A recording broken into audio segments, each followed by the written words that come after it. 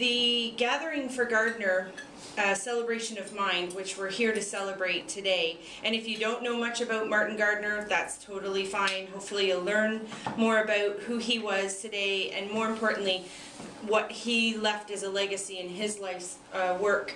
The Gathering for Gardner is there's two events. There's the Gathering for Gardner and there's the Gathering for Gardner Celebration of Mind.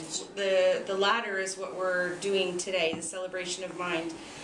The Gathering for Gardner started 20 years ago in Atlanta, Georgia, by a gentleman named Tom Rogers.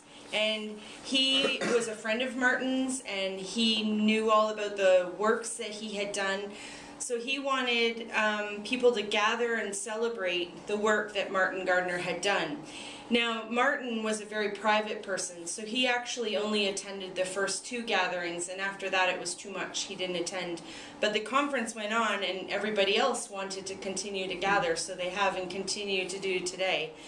2012, it goes every other year, so the even years. So this 2012 will be the first that will be since Martin's passing. He died a year and a half ago, May 22nd.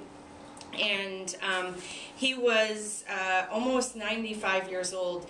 The reason why we chose October 21st as the celebration day is that was Martin's birthday. So it would have been his 97th birthday this year. And so when he passed away, there was this feeling that we wanted to do something to kind of commemorate him, but we didn't want people to have to travel. We wanted people to do it in their own hometowns. So the idea came that people would host all over the world, and people would gather wherever they were, and they didn't have to have the expense of traveling. So last year was the first one that occurred. We had 66 events happening, and they were all over the world. Australia, Japan, Russia, France. So this very night, in places all over the world today, there are people that are doing the exact same thing we're doing. There's small events, 2 people, 3 people going to dinner and talking about Martin. There's large events. Stanford University has an event that they get a couple hundred people. The Mathematics Association of America does an event. And this year, the last count I had, we had 52 events going on, including one in every continent, including Antarctica.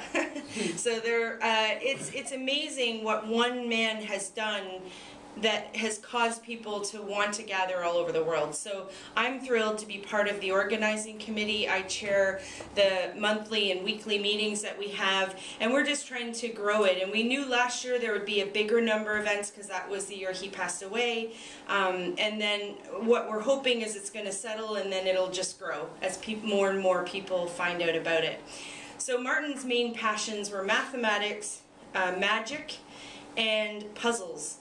And the Gathering for Gardner draws the people in those 3 areas, the top people, because he affected so many.